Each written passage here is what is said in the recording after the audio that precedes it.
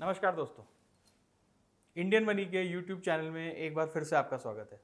मेरा नाम है सीए सिद्धार्थ मेहरा। दोस्तों, मेरा एक दोस्त रहता है बेंगलोर में, राकेश। उसकी अच्छी खासी सैलरी है, अच्छी खासी इनकम है उसकी, लेकिन उसकी हमेशा एक ही शिकायत रहती है कि मैं पैसा बचा नहीं पाता हूँ, पता नहीं मैं कहाँ खर्च कर देता हूँ। पैसे तो ठीक ठाक मिल जाते हैं, लेकिन महीना ख़त्म होते होते एकदम तंगी सी महसूस होती है पैसे के मामले में। इसके लिए क्या किया जाए? तो मैंने उसको कुछ टिप्स दिए, आसान टिप्स दिए।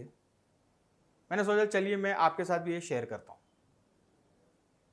सबसे पहला पॉइंट, महीने में आप जितना भी खर्चा करते हैं, जो भी खर्चा करते हैं, छोटा बड़ा मीडियम जो भी, उसको आप नोट करने की हैबिट डालिए। आप इसको किसी नोटबुक में नोट कर सकते हैं या अपने लैपटॉप के एक्सेल शीट में भी नोट कर सकते हैं।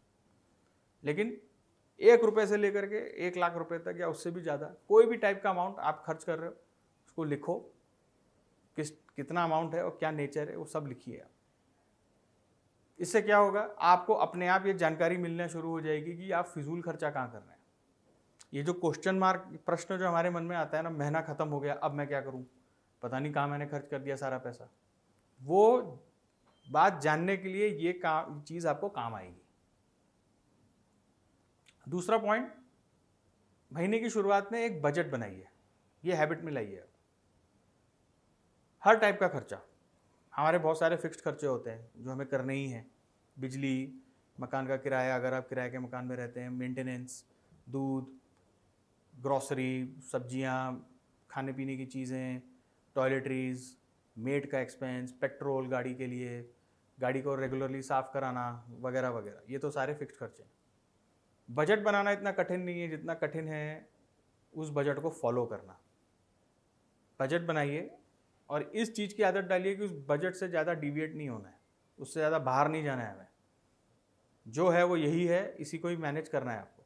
कोई अनप्लान्ड खर्चा आ गया वो अलग बात होती है, वो किसी ने देखा नहीं है, लेकिन रूटीन लाइफ में, डे टू डे लाइफ में, रोज़मर्रा की ज़िंदगी में यही आपको फॉलो करना है। आप इससे फ़र्क महसूस करेंगे। वरना होता है कि हम टेम्प्ट हो जाते हैं और बिना सोचे समझे चीज़ें खरीदना शुरू कर देते हैं। पैसा नहीं होता है तो हम ईएमआई पे लेना शुरू कर देते हैं। इस चीज़ से हमें बचना है। तीसरा है ज़बरदस्ती खुद को पुश करना पैसा बचाने के लिए। जी हाँ, अक्सर होता क्या है कि हमें सैलरी मिल जाती है, हम पहले सारा अपने खर्चे निकालना शुरू करते हैं, उसके बाद सोचते हैं कि अब कुछ बचेगा तो मैं सेव कर लूँगा। हमें इसका उल्टा करना है, या यूँ कहिए सीधा पहले करना है। आपको एक सैलरी मिली या आपकी जो भी महीने की इनकम है आपको मिली, उसका एक फिक्स्ड अमाउंट आप साइड में रख दीजिए, किसी दूसरे बैंक अकाउंट में डाल दीजिए या कहीं और इन्वेस्ट कर दीजिए। डे टू डे बेस पे आपको लगता है आप डे टू डे बेस पे सेव करिए, महीने में एक बार करिए, हर 15 दिन में करिए, हर हफ्ते करिए, जैसा आपको कन्वीनियंट लगे, लेकिन ये आदत डालिए, बहुत ज़रूरी है। अपने आप आपके पास एक रकम जमा होना शुरू हो जाएगी। चौथा पॉइंट है, आप सिर्फ पैसा बचाने के लिए मत बचाइए। आपके आने वाले खर्चे जो हैं, आपके कुछ सपने होंगे, आप कोई चीज़ खरीदना चाहते होंगे, उस हिसाब से प्लानिंग करके आप सेविंग्स करिए। अक्सर ये होता है कि घर का एक व्यक्ति कमा रहा है और दूसरा व्यक्ति उसको उड़ा रहा है, खर्चा किए जा रहा है। हस्बैंड कमा रहा है तो वाइफ और बच्चे उड़ा रहे हैं, वाइफ कमा रही है तो बच्चे और हस्बैंड, कुछ भी कॉम्बिनेशन में हो सकता है।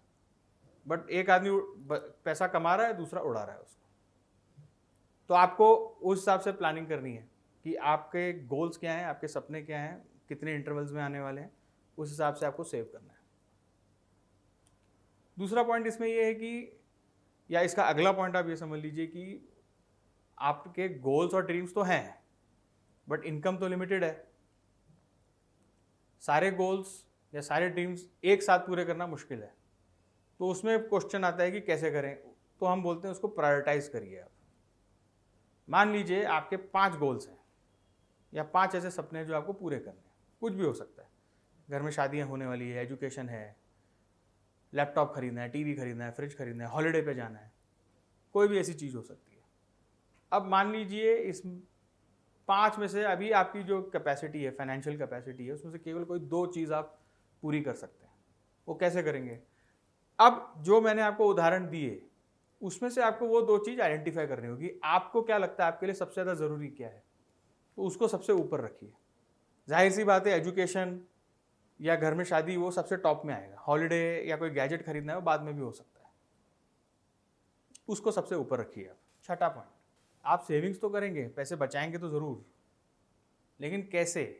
आपको सही तरीके के टूल्स होने चाहिए आपके पास, सही तरीके की नॉलेज होनी चाहिए। सारा पैसा सिर्फ बैंक में रख के फ़ायदा नहीं है। बहुत सारे तरीके हैं। आप उसकी एफडी बनाइए बैंक में, आरडी बनाइए बैंक में, म्यूचुअल फंड में डालिए पैसा, स्टॉक मार्केट में डालिए पैसा डायरेक्टली, कहीं प्रॉपर्टी, कहीं गोल्ड खरीद लिया, बहुत सारे तरीके हैं इसके।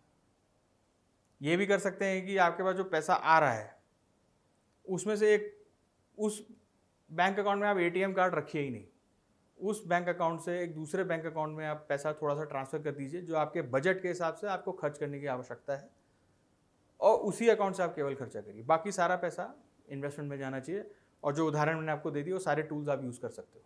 7वां पॉइंट है, आपकी जो भी सेविंग्स है उसको ऑटोमेटिक मोड में डाल दो। आप बैंक को स्टैंडिंग इंस्ट्रक्शंस दे दो।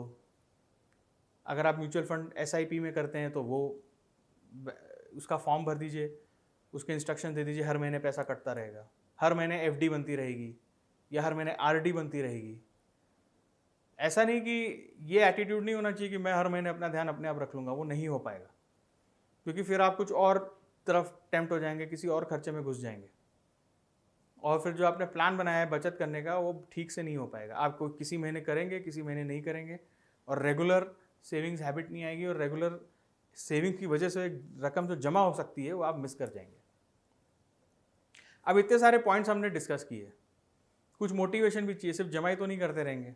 आपको ये भी देखना हो कि इच्छा भी होती होगी कि भाई मैं जो पैसा जमा कर रहा हूँ उसका हो क्या रहा है, वो ग्रो हो रहा है, ग्रो नहीं हो रहा है, नुकसान हो रहा है, घाटा हो रहा है, क्या हो रहा है।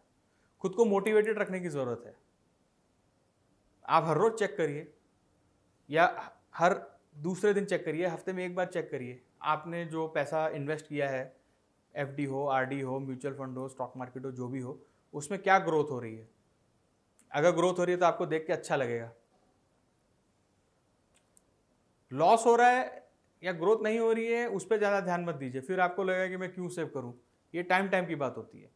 उसमें दूसरी प्लानिंग होती है कि जहां मेरा घाटा हो रहा है वहां से निकाल के कहीं और पैसा लगा दिया जाए, वो अलग बात है। बट ओवरऑल आपको खुद को अच्छा लगेगा हर रोज़ देखते हुए कि आपने जो पैसा जमा किया है उसमें बढ़ोतरी कैसे हो रही है, थोड़ा थोड़ा करके, धीरे धीरे करके खुद को अच्छा लगता है। हमारे फाइनेंशियल फ्रीडम ऐप में ये सारी जानकारी दी गई है, कैसे पैसे बचाए जाएं, कैसे खर्चे पे कंट्रोल किया जाए, कैसे अलग अलग चीज़ों में इन्वेस्ट किया जाए, कैसे इनकम के ज़रिए बढ़ाए जाएं। मैं आपसे रिक्वेस्ट करूंगा कि आप इस ऐप को डाउनलोड करें, अपनी सहूलियत के हिसाब से इसको सब्सक्राइब करें, और स्क्रीन पे लिखे अगर मेरे कोड को आप यूज़ करेंगे एस मेहरा, तो आपको उसमें 2000 रुपये तक की स्कॉलरशिप भी मिलेगी।